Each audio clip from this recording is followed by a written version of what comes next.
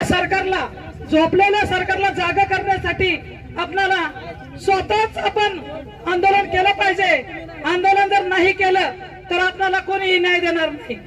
एका घरातल्या 2-4 लेकरांमध्ये 2 लेकराला 3 लेकराला आपल्याला एका आईच्या पोटी आणि वडिलाच्या पोटी जन्मलेल्या मुलांना जर जातवैधता मिळत नसेल एकत्र आला पाहिजे।